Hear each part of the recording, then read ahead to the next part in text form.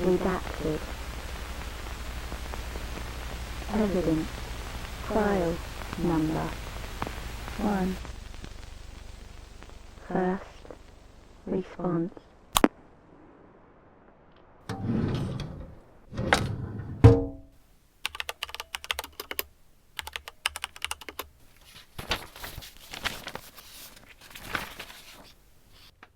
Right, here we go.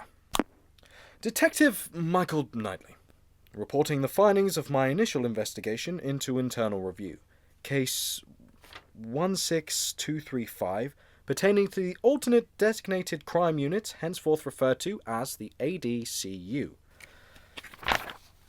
I don't know the professional way of saying I've hit a brick wall.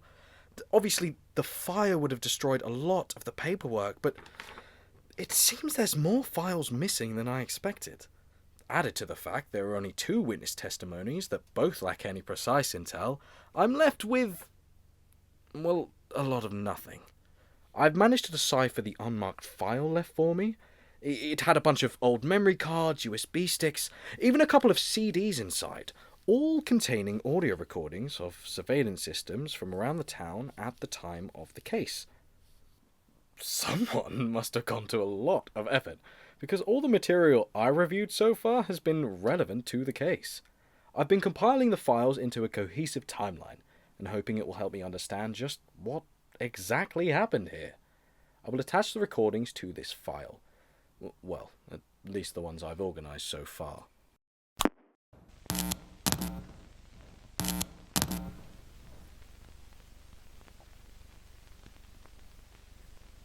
Can't we just start and I can fill them in? Nope.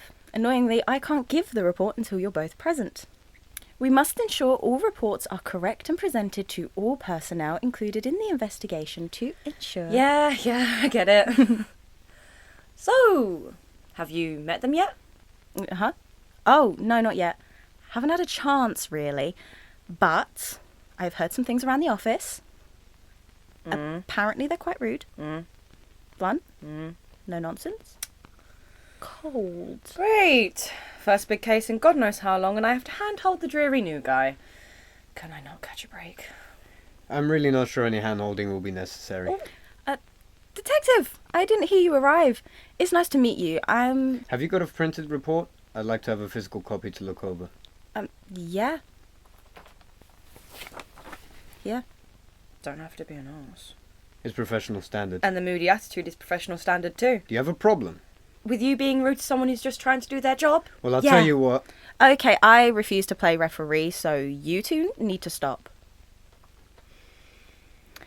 Now you're both here, I'll get on with the report. Yes, please. Sure thing. Our body is a John Doe.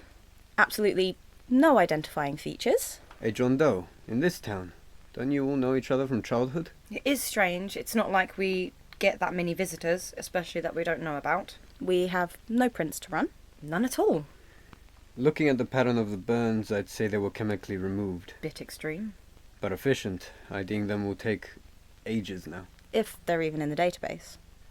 You two are weirdly alright with this. That's the problem with us small town folk. We're all indoctrinated from a young age to love blood and guts. If we can continue. Yes, so cause of death is exsanguination as a result of multiple stab wounds. Murder weapon was a knife, because no one is creative anymore. Antemortem injuries include severe bruising and a large amount of blisters. That looks like candle wax. Standard paraffin wax used in household candles. Yep, hot candle wax, splattered all over the body. Weird. That's weird, right? Yes. Well, I don't know what's normal in this place. If I may continue, I also found slight abrasions on the wrists. So they were bound, tied up with rope? Not rope, actually, no. The abrasions aren't the right depth or pattern for rope, so this must have been a softer material. Cotton, maybe, or satin. Just doesn't make any sense. Just think. This just gets weirder. A rope surely would have been more convenient. If it was cotton, it would have been a t-shirt or a pillowcase. They're easier to grab than rope in a rush. But If you were in a rush to kill someone, why would you restrain them and then stab them? And the candle wax. Date night gone wrong? Jesus. The abrasions on this John Doe match the ones on the body found last week. An exact match. From preliminary investigation, I can say they look identical. So it's the same MO? No. Alright, sorry. The body found last week had COD asphyxiation. Are you going to let us into your little train of thought there, or should we start guessing now? Well, this is a riveting conversation. The elemental murders. The what now? A group of people back in the 80s committed a spree of murders. They got named the Elemental Killers. Oh god, that's horrifyingly probable. Is that all the context you're going to give me? I'll send over the info I have and start cross-referencing. If nothing else, it'll help us eliminate the possibility. Excuse me. Feeling left in the dark here. I'll take this initial report and head off. I know exactly who to talk to about this. Oh, do you drive? Well, yeah. Where are we going? I'll tell you in the car. If you're going where I think you are, tell him I said hi. Of course. Come on. Let's go. Are they always like this? Oh yeah, just embrace it.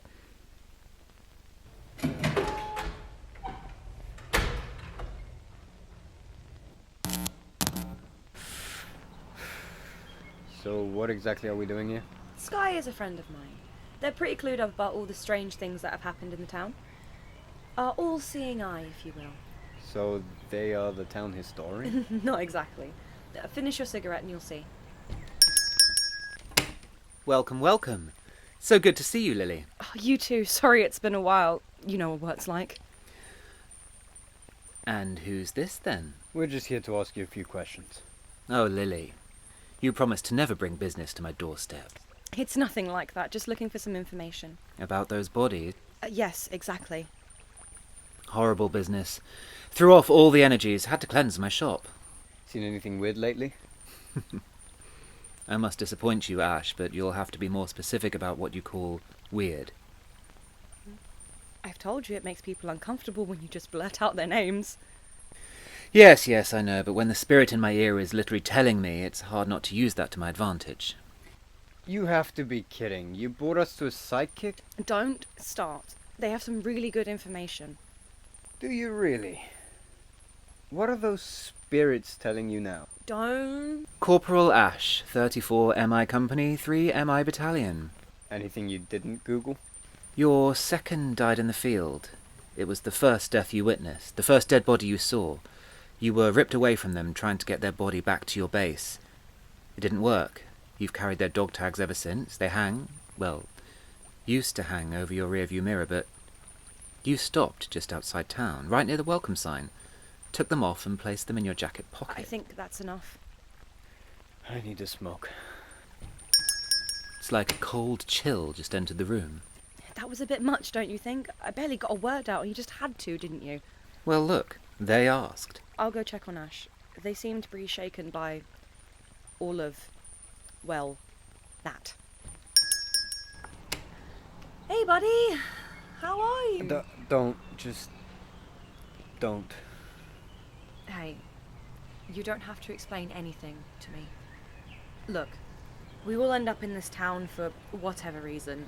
Some of us are running, some of us are hiding, and I'd rather you tell me your story in your own time, when you're ready, not because you're exposed. Hey, thanks. Now let's get this information and get out of here. Ah, hello again. Glad to see you haven't fled in fear. I should apologize. Sometimes I forget myself, and... Don't bother, no harm done, I suppose. Still, I shouldn't have... We have a body. 2, actually, and we need your insight. Well, you're police. Surely you should know how to get rid of them without my help. Was that a joke? One of many. Both victims were bound, fingerprints chemically removed, and were killed at the same time of day a week apart. Do you make a habit of disclosing sensitive information to the general public? You think they count as general? One more kill, and this guy will actually be a serial killer. Let's just hope it doesn't get that far. I'm going to assume both were killed in the same way. No, one asphyxiated, the other was stabbed. Oh God, are you alright? Leave them, it's part of... It's like I'm being burnt.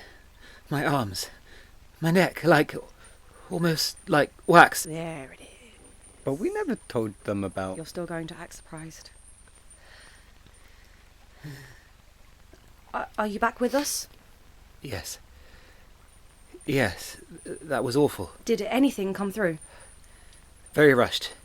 Incomplete. Shocker! Ghost has unfinished business. Not the spirit. The murder. I can't pinpoint exactly what, but something was wrong. Like it wasn't finished correctly. Well, I don't like this, Lily. You have come here with some strange cases, but this... it's something else. I haven't felt like this since I tried reaching out to some ritual victims. It's funny you say that, actually. Oh God, what have you done? The MO of these killings, it matches the elemental murders. Oh, now you say it, I can see the link. But that was so long ago. look, I haven't had the chance to look at the paperwork, and it will take me hours to find it, so some context would be great. Pretty infamous case. It usually gets lumped in and lost along with the countless other cases linked to satanic panic of the 80s. Except it wasn't a satanic thing.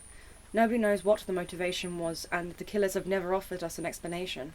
Simply that in 1983 a group of 4 people decided to start killing. The 4 victims were killed in a specific order, but in different ways. The first was smothered, the second was burnt, the third was drowned, and the final was buried alive. Police had no idea for a long time, so the group was able to continue with this pattern. The ADCU picked up the case and managed to catch them before they could go on their third spree. And they all lived happily ever after.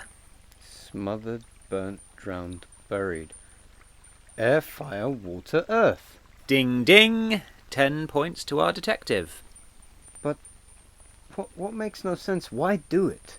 Who knows? Best we can guess it was some kind of ritual. Not a spiritually recognised ritual, I would like to point out. What I want to know now is, why start again now? What do you know? All of the original killers are still locked up, that we know for certain. Except Richardson. He was released? He died a month ago. Don't remind me. It was like his spirit sent ripples through all the energies in the town. You didn't manage to have a quick chat, did you? I tried, but the connection was all weird. I thought I was going to pass out. I was all pale after. Are you okay? That's so strange for you. We can file it under ominous for now. It seems we have a lot of answers for questions we didn't ask. Sorry I'm not more help. You're an immense help. Except we don't know if it is this ritual thing. And if it is, why stab the victim? Should have been a fire if it's the same MO. What if they were interrupted? Had to get it finished quickly. Splashing someone with candle wax and stabbing them is not the same as a fire.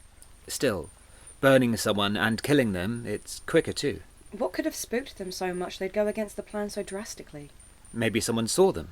We have people looking at CCTV from the area. Trouble is, the murder scene is on a street with no cameras. Which street? Mulholland Drive. I know someone. She walks the field just off Mulholland Drive every evening. She might know something. Do you think she's involved? No. But she hasn't been herself the last couple of days, and she's not been in the shop. If nothing else, treat it like a welfare check. And she would definitely have been walking there. Saw it with my own 3 eyes. Come on then, Detective. Seems we have some questions to ask. Seems so. Thank you for your time, Sky. I'll see you later. Oh, and Rory says hi. Tell them they still owe me for the hoodie.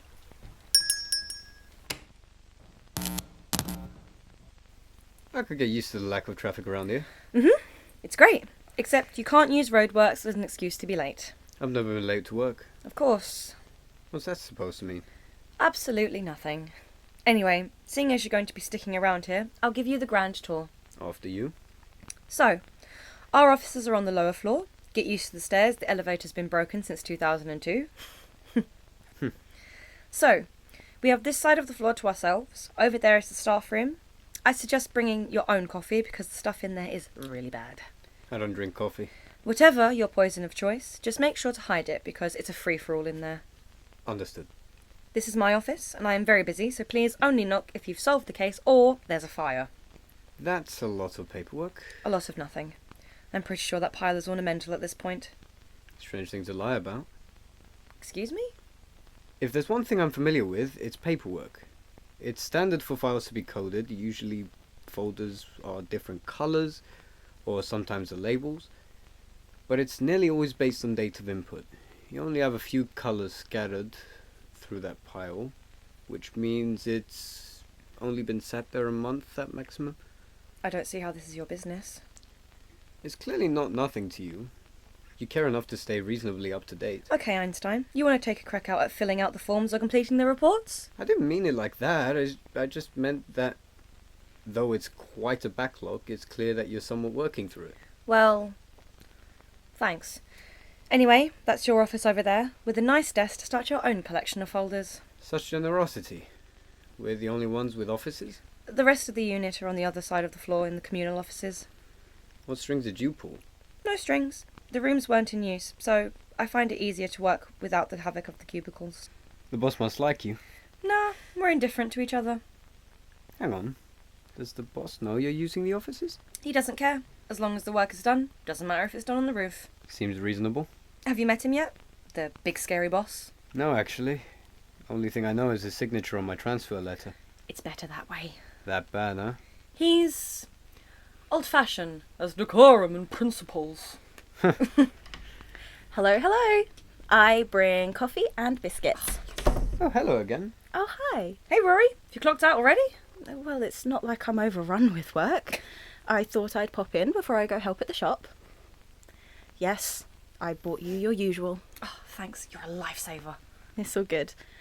I'm very sorry, Detective. I didn't know you were here, or I'd have got you a coffee. Oh, it's fine. I will take some of those biscuits, though. Of course. Here you are. Thank you. God, you two look exhausted. Yeah. Well, here's to many more tiring shifts. Yay.